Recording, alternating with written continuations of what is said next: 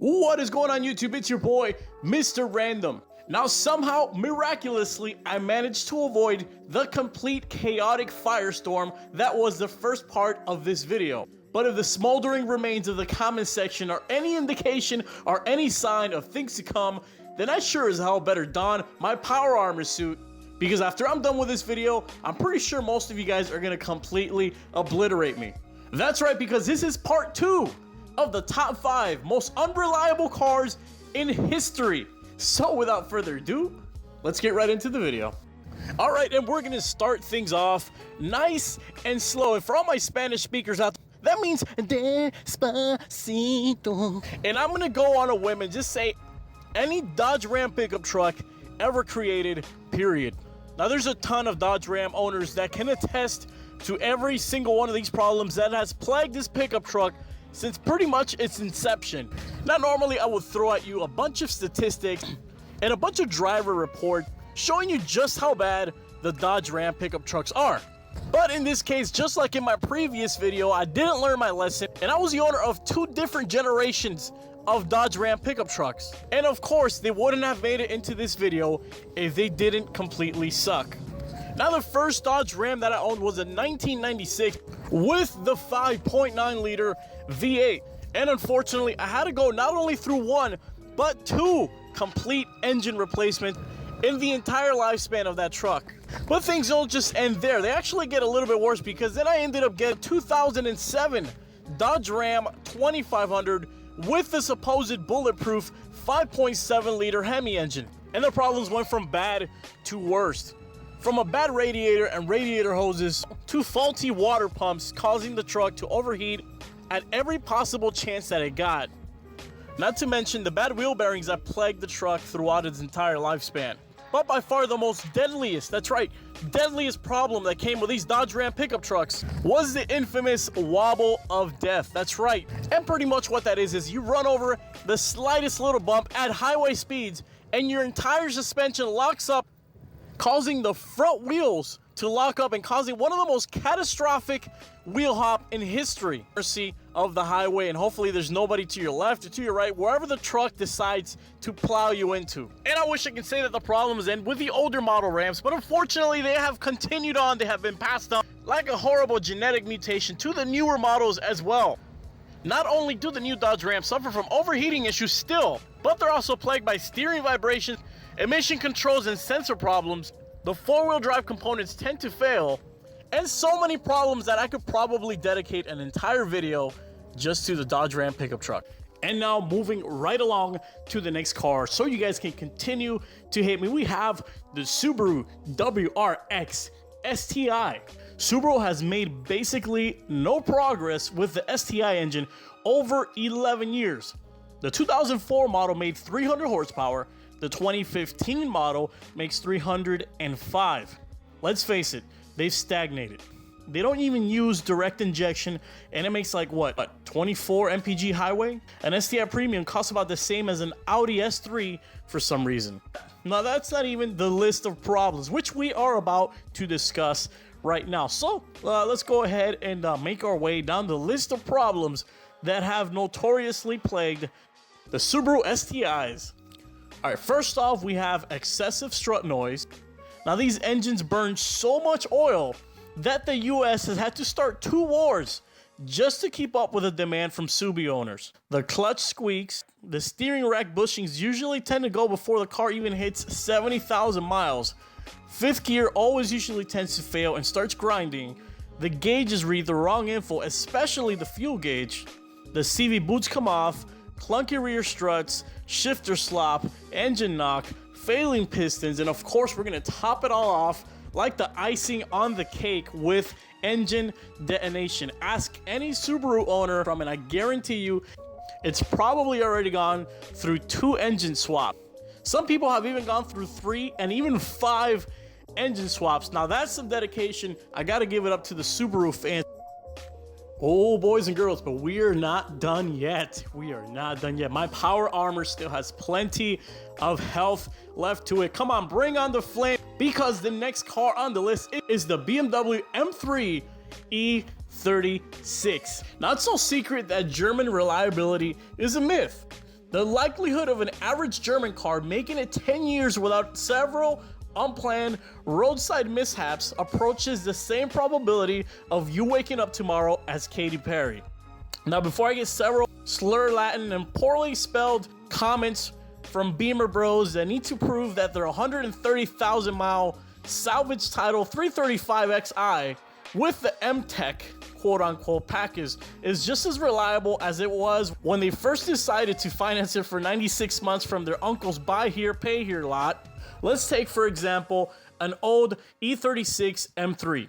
It featured a US-only spec 3.2-liter straight 6-cylinder engine that produced around 240 horsepower. It also had a unique problem in which the nut that held the sprocket driving the oil pump would fall off. Yes, the one thing that made sure the engine was oiled properly would simply fall apart because it wasn't torqued down properly from factory. Now, if this part went as it was apt to do over time, your engine, maligned by some of the worst M3 engine ever made, will be considered a prime candidate for the deadest M3 engine ever made, as the insides will turn themselves to confetti in short order. This wasn't so much as a defect as it was a promise, a race against the clock that will net you one hell of a story to tell your friends as you cry your already tear-soaked repair bill. Ooh, the Jeep boys are gonna hate me with this one, because coming up on the list is the Jeep Renegade. Now, there's a reason why Jeep stands for just empty every pocket. Built in Italy, the subcompact Renegade looks enticingly cute, but it's bogged down by a 9-speed automatic that's neither smooth nor responsive. Fuel economy with a 2.4 liter was 24 miles per gallon overall. Handling is uninspiring and the ride is unremarkable. Idle vibration and an overly touchy brake pedal also ruin the driving experience. Depending on options, the Renegade offers traditional Jeep features, such as some off-road ability in the Trailhawk version. But even the highly rated Trailhawk version was still a complete and total disaster, suffering from many of the problems that usually tend to plague Chrysler vehicles, from overheating engines to poorly built radiator hoses. And of course, my favorite one is engine detonation. Not to mention, even the Trailhawk rated version of the Jeep Renegade still could barely even keep up with some of the older Wrangler models, adding one of the most embarrassing chapters to an off-road Jeep vehicle ever made. So go ahead, be a Renegade by staying away from this Jeep.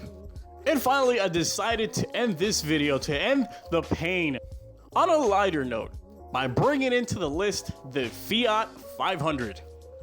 Now, this list covers the very first Fiat 500 all the way to the latest 2017 model. That's right, every single Fiat sucks. Stay away, far, far away. Now, this Italian confection feels undercooked and has several significant flaws. It earned a dismal road test score thanks in part to a stiff ride, flat seats, and an odd driving position. No surprise, owner satisfaction is at an all-time low since its inception. Now, the 500 has one of the worst reliability scores among all new cars in recent history. If that still isn't enough to dissuade you, it scored a poor in the Insurance Institute for Highway Safety Small Overlap Frontal Crash Test. Hell, even the Smart scored better than the Fiat 500. Think about that for a second. Now, the Abarth, which is the highest, the top of the Fiat 500s, also suffers from transmission failures, overheating engines, and third gear pop-outs. The only 500 you guys should be doing with this car is staying 500,000 miles away from it. And that is going to be it for today's video. You better believe, as you are listening, as you are watching this video, there is already a part 3 in the making. That's right, there's a part 3, and the cars just get worse and worse and worse. It's going to be a bunch of cars that you guys thought were the top of the top and are actually the low of the low. But if you made it this far, like in traditional Mr. Random videos, you have unlocked a Mr. Random end of the video achievement. And congratulations, today you get to listen to me try to burp the entire English alphabet. So without further ado, let's get right into it. Here we go. A, B, C, D, E, F, G, H, I, J, K, L, M, Yeah. URX STI. Somebody kill me. UX. I'm gonna throw up. I can make it 2 more letters. What? I'm out of here. See you later. Enjoy the videos. Oh, and for all my Spanish speakers out there, we're gonna ever create any Dodge Ram pickup truck.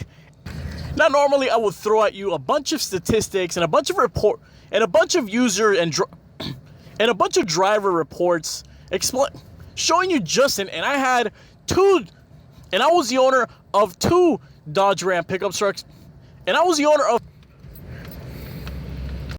They've stacked. You gotta face it. Let's face it.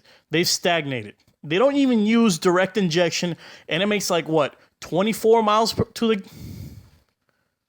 And it makes like what 24 mpg. An STI premium costs about. An STI premium costs about the same. No, an STI premium. Now that's not even the list of notoriously plagued the Subaru STIs, and then the engine. Now these engines burn swaps. Some owners even report Some people have even gone through 3 and even 5 engine swaps. Now that's some dedication. I got.